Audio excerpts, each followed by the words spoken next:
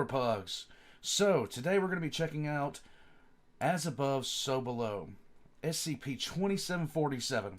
The thumbnail for this one kind of creeps me out, to be honest with you. I got a feeling it's going to be one of those. Now, you know what I mean by those.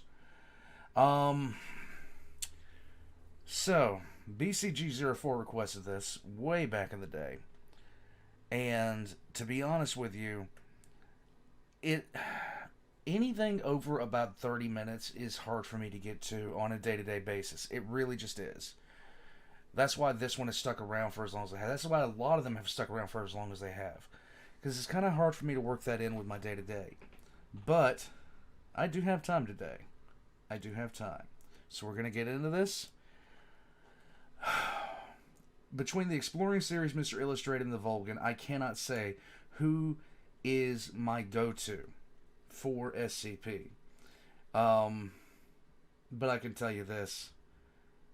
When I see certain ones, when I see certain SCPs, the cover art for them, and especially some of the things that you guys say about them, I really want to check things out.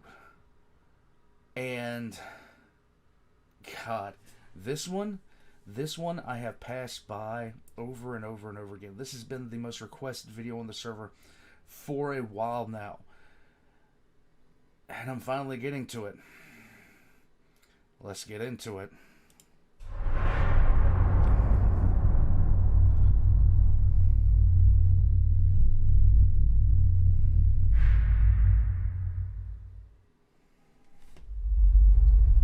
Good afternoon, everyone. My name is Dr. Miller, and the SCP we're going to be looking at Radiohead. It's already going to be good. Today is SCP-2747.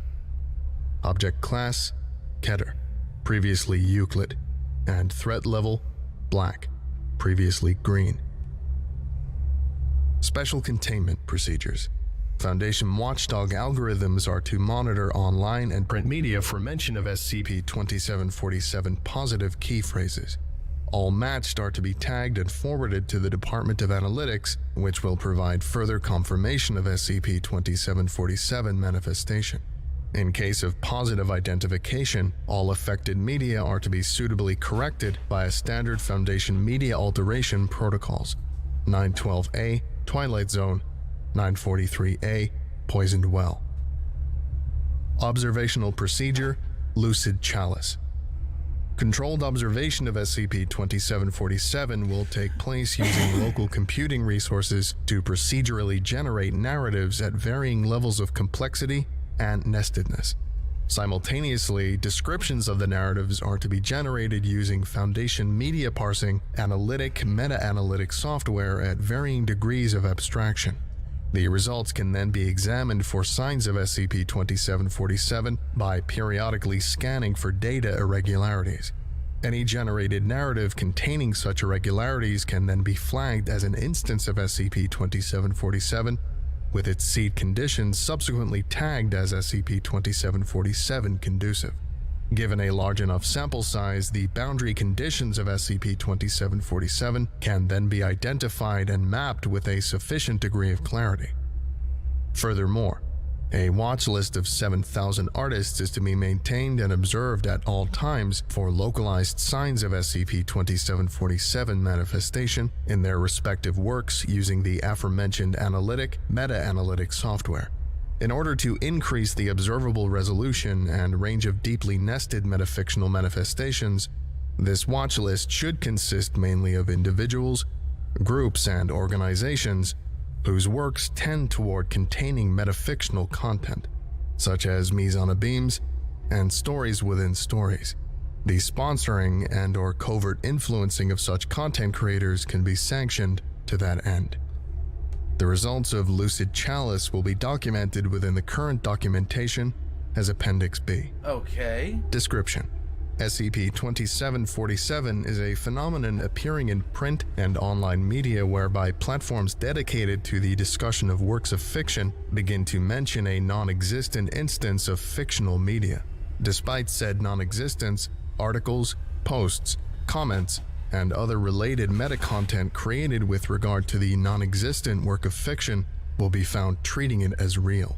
The non-existent work of fiction can be mentioned by various individuals in varying capacities, ranging from brief mentions in forum posts to being the subject of entire academic essays. Descriptions, screenshots, photographs of physical copies, and brief segments of text from said work of fiction can often be discovered in SCP-2747 affected media. Descriptions of it are entirely consistent with each other, and it is proven possible to reconstruct whole segments of fictitious media via descriptions of it taken from SCP-2747 generated meta-content. A list of fictitious media generated by SCP-2747 has been appended below. See Appendix A. Where possible, the affected material can be traced to existing individuals. However, when questioned under duress, said individuals invariably deny having written the affected material and deny all existence of the fictitious media mentioned within. SCP-2747 has never been documented in real time. All observed instances thus far have been recorded post hoc. No instances have been documented prior to January 2008. The reason for this was previously unknown, but it is now known that it conforms to pataphysical observations documented in full in Appendix B. It is the current hypothesis of the Department of Analytics that SCP-2747 represents evidence of a naturally occurring anafabula, or anti-narrative, a cluster of independent signs, iconography, and naremes. A nareme is defined as a base unit of a narrative, much in the same way that a mytheme denotes a base unit of myth, or a meme denotes a base unit of culture. That, when included to a sufficient extent within a fictional construct, leads to mutual annihilation. First-hand reconstruction of the anafabula's properties is impossible, given its anomalous nature, but second-hand and third-hand descriptions have been generated from observational procedure Lucid Chalice and appended below. See Appendix B. It can affect through layers of metafictional narrative, i.e. a meta-narrative containing the anafabula will cease to exist within the narrative, followed by the narrative itself disappearing from our reality. This interpretation of pataphysical reality layers of metafictional narrative has yet to be verified by Foundation observations at large, but appear concurrent with observations obtained from transfictional anomalies such as SCP-1304, SCP-2614, and 001.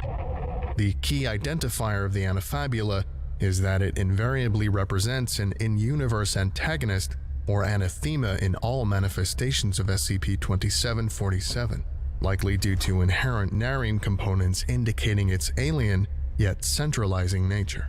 All right, let me just try to wrap that up around so I can get it in my head. So basically, this thing introduces itself in an attempt to wipe out the original.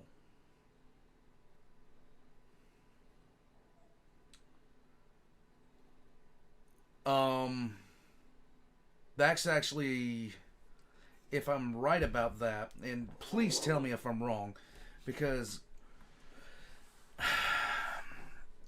I don't really, I'm trying to just really get a hold of this. This is not what I expected this to be. This is not what I expected this to be.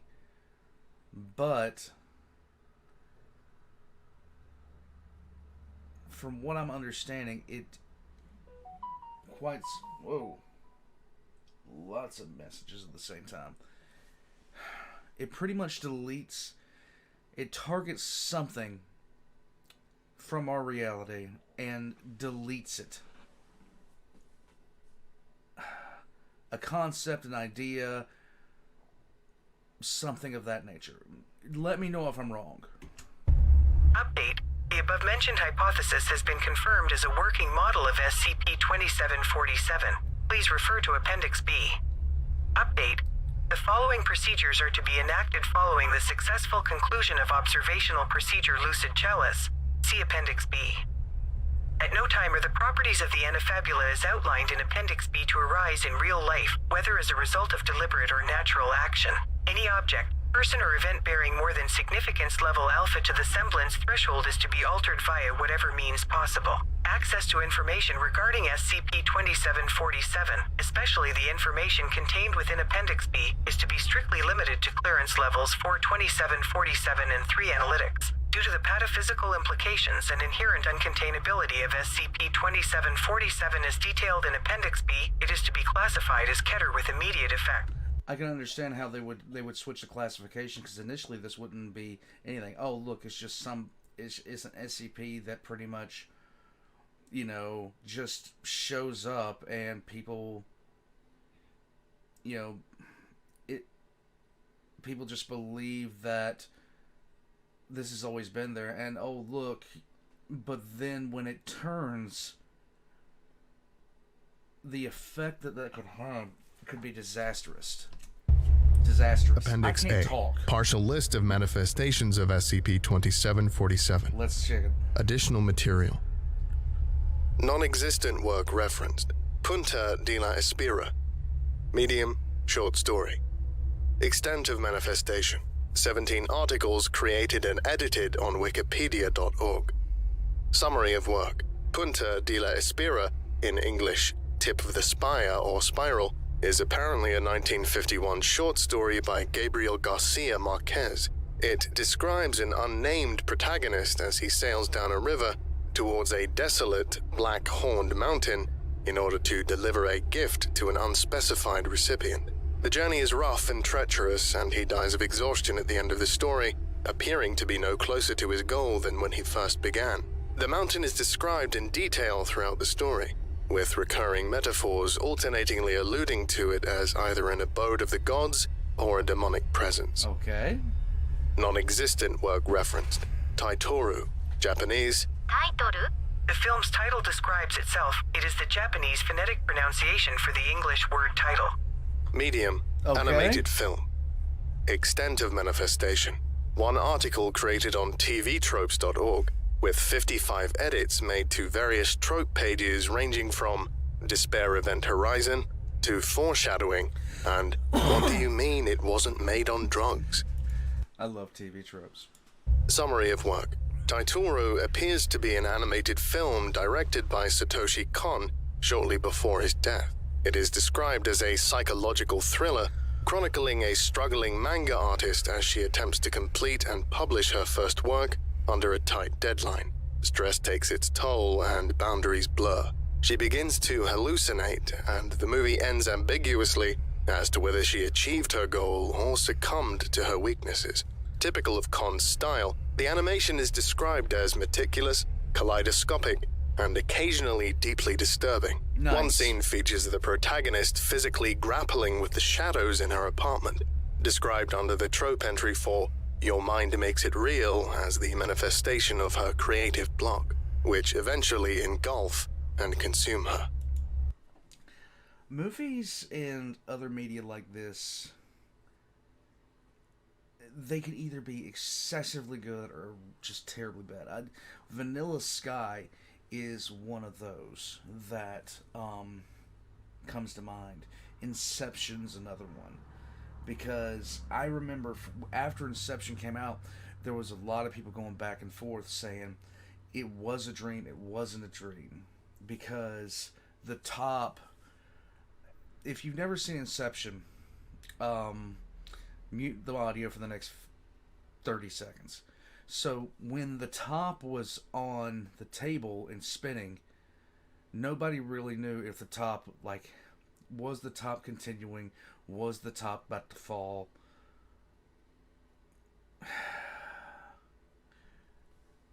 They managed that perfectly, in my opinion. They really, really did.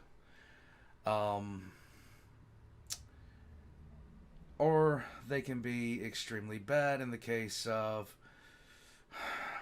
M. Night Shyamalan's The Village, which was just shoot me. Non-existent work referenced. No Sister of Mine.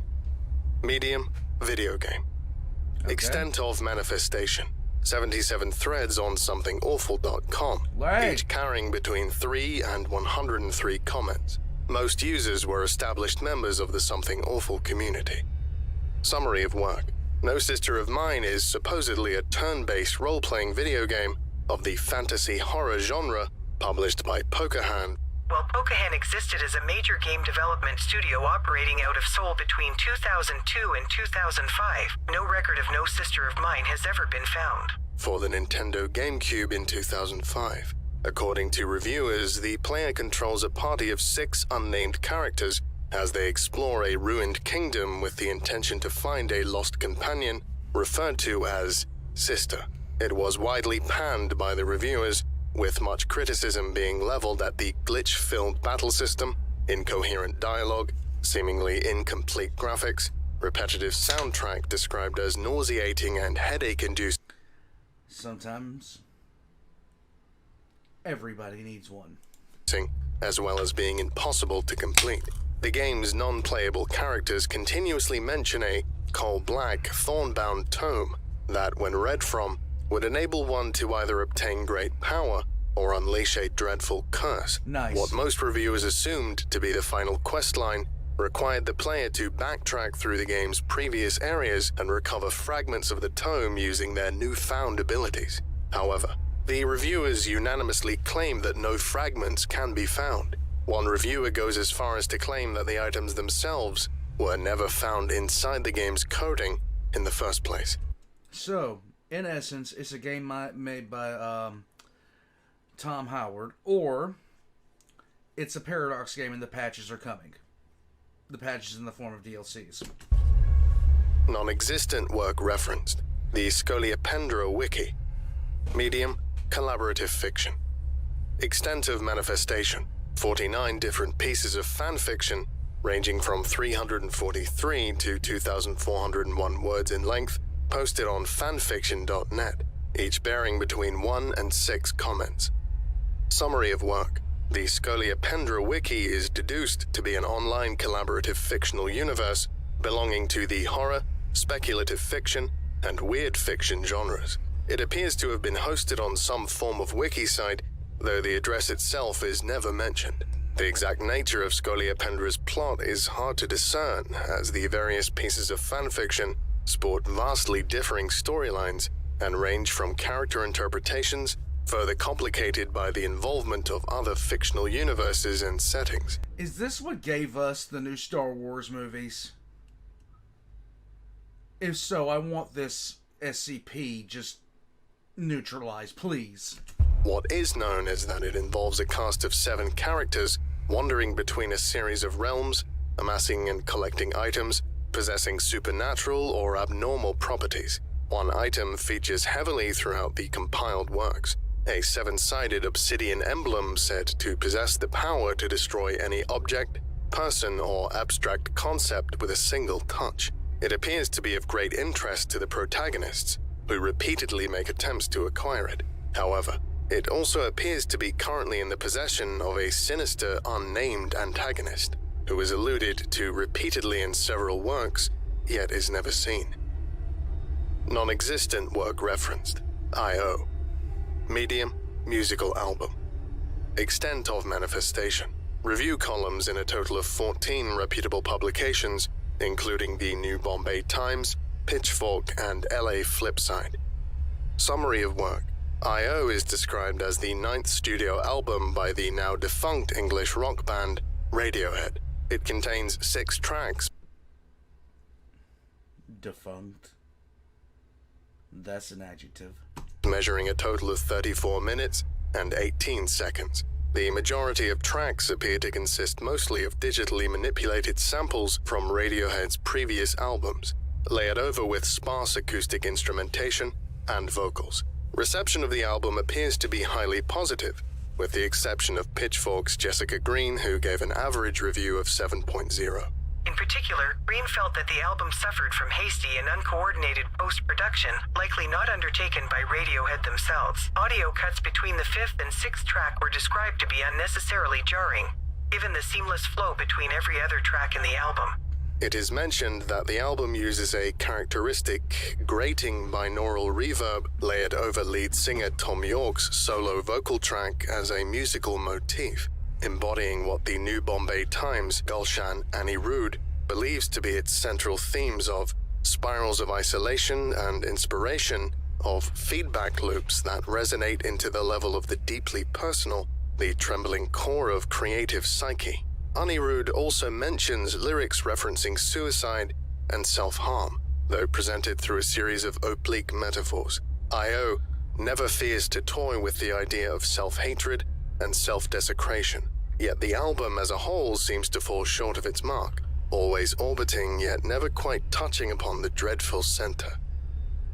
Non-existent work referenced, Maveen, or a treatise on the metaphysics of inner space travel and the kingdom of Erekar, whose name is Darkness Made Light, and further theological expositions thereof. Medium. That is a hell of a title. Novel. Extent of manifestation. 7 articles published in a single week in various academic journals of literary criticism, each by reputable scholars. Summary of work. Maveen is described as the contents of a manuscript and accompanying charcoal illustrations found in the house of a Rithabile Abrams in 2014.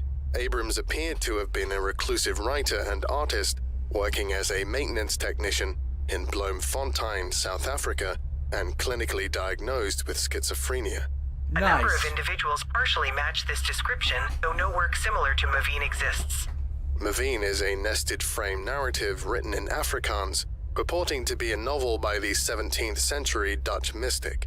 It describes the journey of the mystic, whose name is only given as Maas, learning of the structure of the Earth's interior as revealed to him in a vision. At the beginning of the novel, Maas dreams of a supernatural being that is aware of its nature as a dream entity and is highly indebted to Maas for bringing it into existence. In exchange, it promises to divulge to Maas the secrets of Earth. Maas, being corporeal, is unable to pass through the ground, and so the being decides to simply narrate the journey. It speaks of 6 realms demarcated by thresholds, ranging from the realm of treasure and minerals to an intangible plane of light and sound. Beyond these 6 realms lies another threshold, this time one of cold and silence, which is described to be Earth's core.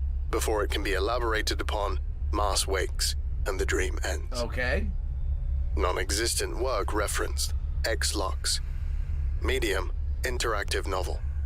Extent of manifestation, in-depth posts on 7 different fiction review blogs, along with a mention in a Time magazine article, The NKO Ingrid, Time, issue 35, 2008, on experimental narrative forms. The title is also mentioned in 175 Twitter posts, largely in the context of recommending it as an interesting, if underrated, piece of interactive fiction. Summary of work. X-Lux appears to be a work of interactive fiction of the mystery genre, written in a mixture of English, Catalan, and Spanish. It is presented as a set of epistolary narratives from the points of view of 6 characters and a stream of consciousness narration of ambiguous provenance. Readers navigate between these 7 story threads, discovering hints of a murder or several murders. Eventually, the narratives converge at a roadside diner during a thunderstorm. I'm trying right now to think if any of these have any relation to each other, or they're just random. And I'm not hearing anything that kind of ties these together. So, for me, I'm wondering, and the characters exchange their stories. From here, the resultant narrative structure cannot adequately be described as simple framing devices or stories within stories, as the inner tales eventually begin to intertwine such that later tales shed new light on ones recounted earlier, or themselves link to segments of text earlier on in the narrative after lengthy detours. Yeah. At several points, characters attempt to consult the testimony of an absent individual, referred to as the stranger. The identity of the murderers or victims is never known, nor does the story have a conventional ending. Appendix B. Observations and conclusions from Lucid Chalice. Additional material. Data lost. This concludes today's lecture. Thank you for listening, if indeed you still are, Oh boy. and you're all dismissed. Goodbye. Hooray.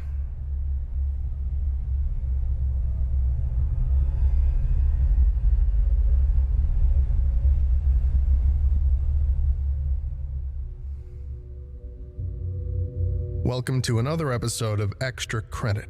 Today we're going to be looking at SCP-2747, written by Min and explained by Reddit user Chaltak, also with thanks to Taffeta.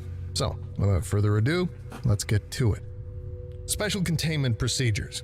One thing to call out is that the first image contains a fractal, a mathematically defined image which has the same characteristics as the whole, meaning that if you zoom in on a fractal, you'll see an image that looks identical to the original. Right. This is clever for reasons we're about to go into. It matches a lot of themes in this article. Foundation watchdog algorithms are to monitor online and print media for mention of SCP-2747 positive key phrases. All matched are to be tagged and forwarded to the Department of Analytics, which will provide further confirmation of SCP-2747 manifestation. In case of positive identification, all affected media are to be suitably corrected by a standard Foundation media alteration protocols. 912A, Twilight Zone, 943. I like the I like this because I had a lot of questions about this, and I got a feeling they're going to get answered. So at this point, I kind of need those. Let's go. A. Poisoned well. This tells us that the anomaly is connected to certain key phrases that can be found in media, either online or printed. It's not just a phrase or word though, it's something that is made from these phrases. It's not a cognitohazard.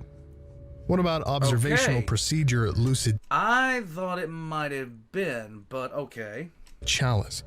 Controlled observation of SCP-2747 will take place using local computing resources to procedurally generate narratives at varying levels of complexity and nestedness. Ooh, hang on a second. Let's unpack that. Controlled observation of SCP-2747 will take place using local computing resources. Nothing weird there. Procedurally generate narratives. Procedural generation is a method of creating data algorithmically as opposed to manually. What does that mean? Let's use a video game example. Let's say you're in charge of designing the art of a city that will be full of brick walls. You could, as an artist, draw each individual brick in every wall, but that becomes impractical very quickly. No one wants to do that when there are miles of walls to consider. Instead, you can create rules, or an algorithm, that tell the software how to draw a brick wall. You can insert rules such as create a pattern of red rectangles separated by white lines. This would look completely different in real-world usage. You may want to add other rules that make the wall look more realistic, such as have this much graininess on the brick surface, put in this many discolored spots per square meter. This creates an algorithm which tells the computer how to draw a wall. Creating an algorithm is more time-consuming than drawing a single brick, but the computer can follow these rules for as long as it has storage space, and totally autonomously. Procedural generation is great for things that need to run automatically or at higher speed than a human could manage. This means that for whatever reason, the Foundation needs to generate narratives or stories automatically and at a faster rate than humans can manage. Right. Simultaneously, descriptions of the narratives are to be generated using Foundation media parsing, analytic, meta-analytic software at varying degrees of abstraction. This means that the generated stories are going to be interpreted by software to create summaries and descriptions. At varying levels of abstraction means the descriptions have a range of detail. For example, anything from a thesis-level analysis down to Farm Boy destroys Planet Smasher with space magic. The results can then be examined for signs of SCP-2747 by periodically scanning for data irregularities. These descriptions are then scanned also by computer for any irregularities characteristic of whatever SCP-2747 is. All of this should tell us a few things so far. First, that the author has really put some thought into exactly how you would generate stories en masse and make that data useful at a human level. Second, The Foundation needs to create and scan mind-numbing amounts of narratives at a frantic rate. Whatever 2747 is, it's very dangerous to warrant such intense generation and scanning. Any generated narrative containing such irregularities can then be flagged as an instance of SCP-2747, with its seed conditions subsequently tagged as SCP-2747 conducive. Given a large enough sample size, the boundary conditions of SCP-2747 can then be identified and mapped with a sufficient degree of clarity. Ah, this is research. The Foundation does this to identify instances of SCP-2747 and know what tropes are parts of the story or seed conditions lead to 2747. They can finally use all this data to know exactly what causes or leads to 2747. We are seeing an anomaly in the initial stages of understanding and discovery. We're still finding out more about the anomaly and actively researching it as we go along. This will likely lead to further changes in the containment procedures as we learn more. Okay. Furthermore, a watch list of 7,000 artists is to be maintained and observed at all times for localized signs of SCP-2747 manifestation in their respective works using the aforementioned analytic meta-analytic software.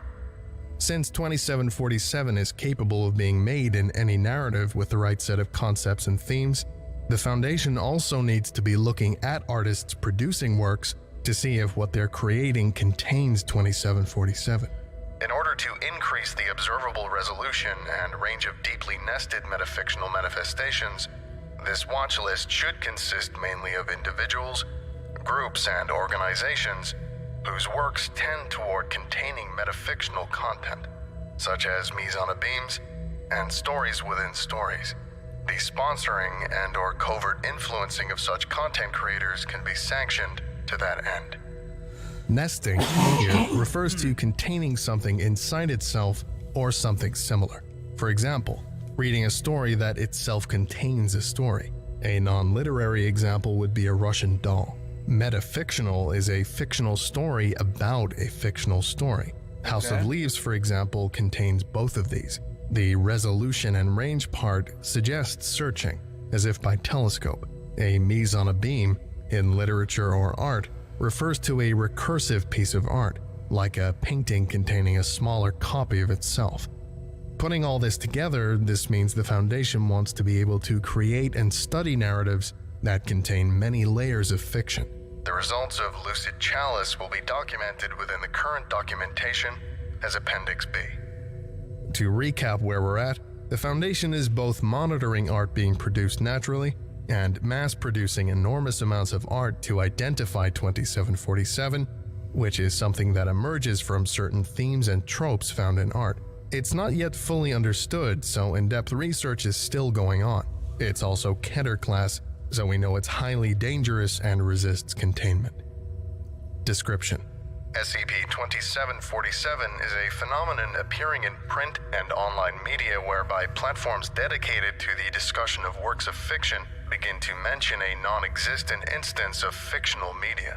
Despite said non-existence, articles, posts, comments, and other related meta-content created with regard to the non-existent work of fiction will be found treating it as real. The non-existent work of fiction can be mentioned by various individuals in varying capacities, ranging from brief mentions in forum posts to being the subject of entire academic essays. This is telling us that 2747 is a phenomenon where people will start to talk about and react to a piece of fiction that does not exist.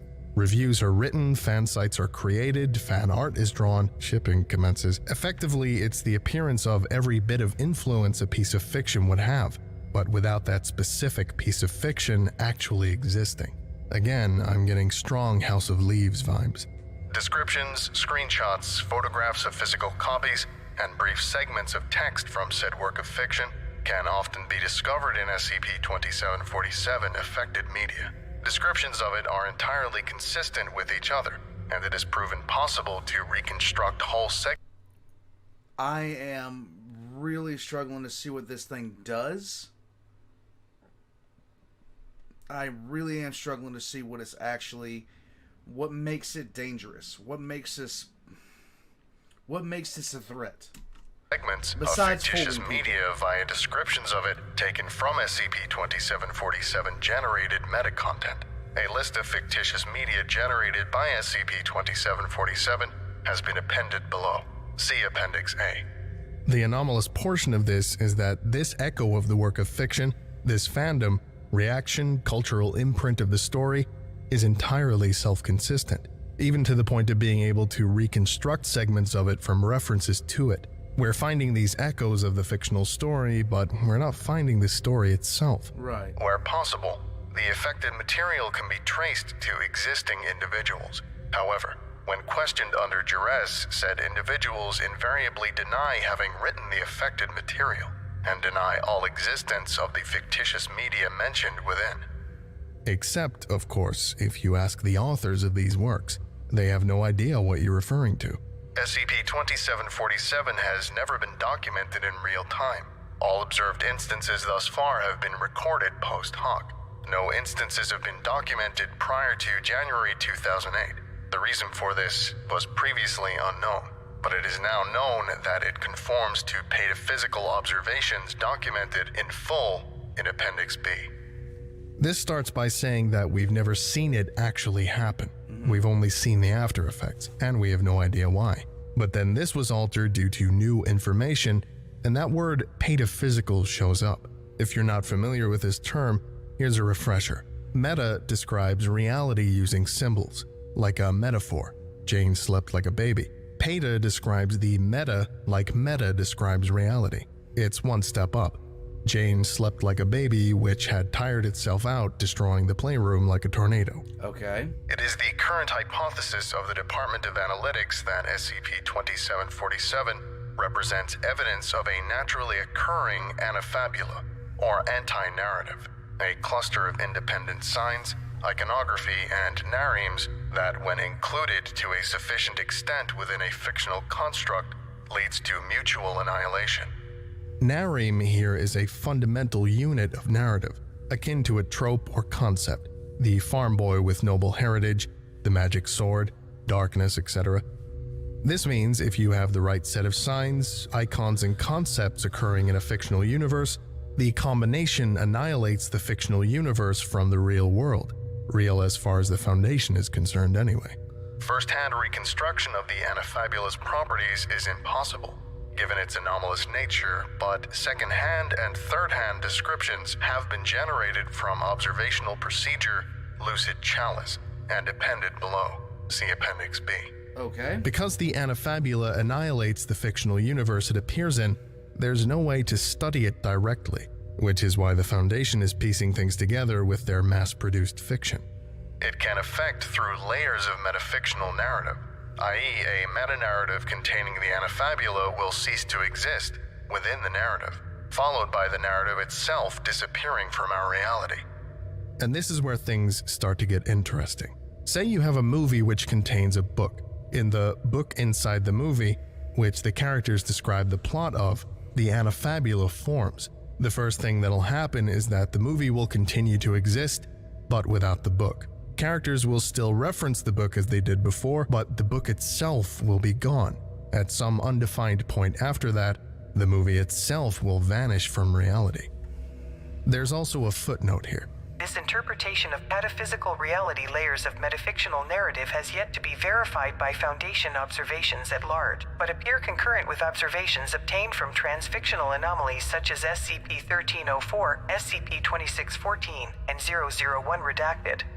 This means that the Foundation, through looking at anomalies that deal with multiple layers of fiction, has theorized that they themselves are in a... Okay, now I understand. Okay, this took a bit. Fictional universe, and that all of reality is fictional universes contained within each other. I.e., we write about the Foundation, which writes about a book, which contains a movie, etc. We also do learn one thing about our anafabula. The key identifier of the anafabula is that it invariably represents an in-universe antagonist or anathema in all manifestations of SCP-2747, likely due to inherent nareme components indicating its alien, yet centralizing nature. Update. the above-mentioned hypothesis has been confirmed as a working model of SCP-2747. Please refer to Appendix B. This theory, reality itself being multiple layers of fiction, works as a model to predict SCP-2747, if nothing else. Next are some instructions that say what will change in the containment procedures if the Foundation is ever able to fully deduce and describe the anafabula from lucid chalice. Update. The following procedures are to be enacted following the successful conclusion of Observational Procedure Lucid Chalice. See Appendix B. At no time are the properties of the anafabula as outlined in Appendix B to arise in real life, whether as a result of deliberate or natural action. Any object, person or event bearing more than significance level alpha to the semblance threshold is to be altered via whatever means possible. Access to information regarding SCP-2747, especially the information contained within Appendix B, is to be strictly limited to clearance levels 42747 and 3 analytics. Due to the pataphysical implications and inherent uncontainability of SCP-2747 as detailed in Appendix B, it is to be classified as Keter with immediate effect. The Foundation, with their theory that they themselves are in a fictional narrative, do not want the anafabula to ever be assembled in their reality, Right. as that would then lead to the annihilation of their world. Because of this, Appendix B, which contains the results of Lucid Chalice, the Foundation's full understanding of the anafabula's nature and how it works is restricted to need-to-know personnel only. Appendix A is a list of SCP-2747 manifestations, situations where this fictional narrative clearly existed at one point, but now has been wiped from reality. The descriptions of the annihilated fictions do give us some clue to the nature of the anafabula due to common themes. Those themes include darkness, shadow, black objects, fiction being annihilated, and the inability to complete or create a fictional work. Okay. The annihilated works cataloged here include Taitoru, a Japanese animated film, I.O., a musical album, and the Scully Pendro Wiki, a collaborative fiction wiki specializing in horror. And here's the core to the article, the juicy center we've all been waiting for. Let's go. Appendix B, the observations and conclusions from Lucid Chalice. This is what the Foundation has learned about the anafabula, how it's formed, the characteristics of it, everything collected into a single place. It's as complete of a description of the anafabula that can be formed. Data lost. Really, though, we should have expected that. If you collect a full description of a purely fictional entity, what's the difference between the description of that entity and the entity itself? Only the Foundation could look an apocalypse in the eye and feel annoyed by it. They have another one to add to the list. True. So, here we are. The Foundation discovered a recursive, fiction-annihilating phenomenon which has a lot to do with dark, shadowed structures, a sentient, antagonistic entity, and fiction being annihilated. There's that recursion again. It has destroyed who knows how many fictional narratives, destroyed the narratives that contain those that it's already destroyed, and finally chewed its way up to the Foundation's lair.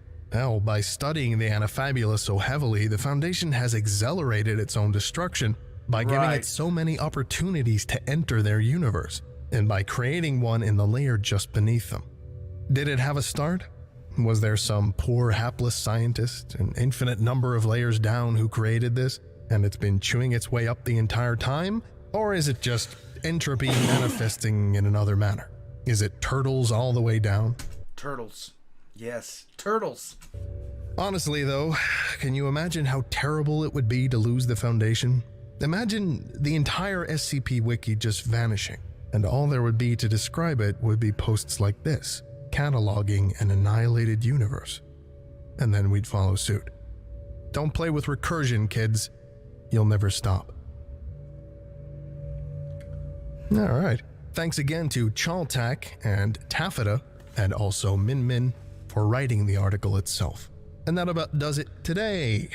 Thank you for listening, if indeed you still are, and you're all dismissed again. Goodbye.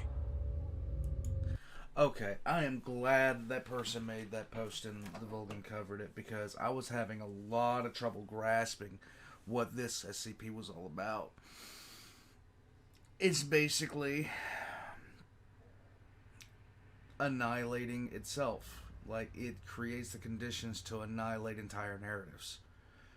And if the SCP Foundation is a narrative, it can be destroyed. Y'all need to stop sending me these things that make me think. I have enough smoke pouring out of my ears on a day-to-day basis regularly. This one is quite different. This one, like, I was not getting where it was going. I was not getting where it was going or why it was going there. So essentially, the people, when 2747 manifests, when it actually manifests, God, I even talked about Inception earlier. It's basically a dream within a dream. And the first part is annihilated, and the second part is annihilated. So, it's basically a seed within a narrative itself that eventually leads to the destruction of the narrative in its entirety. No wonder the Foundation will be so eager to figure this thing out, because eventually this thing, you know, you have the SCP Foundation, you have every entry in the SCP Wiki. Any one of those could be 2747, which could eventually lead to the complete destruction of the Foundation, because that's what it does. Warpugs, gone are the days where I could just listen to another murder monster. Gone are the days. And my sadness is eternal. Warpugs, my brain was not built for this at this stage. It's probably because I'm an idiot. Also, Warpugs, all the Volgun's links are going to be in the description down below, right next to my own. I'm going to take some time on this one. I've got some editing to do. I'm going to think about that while I'm editing the latest entry into the 5-ish series. I'm finally working on that again. Thank God. I got over that creative... it was basically creative block. You know, essentially just a total stoppage on my side. And I've gotten over it, which I'm glad about. But, just leave a like and a comment below. Subscribe to the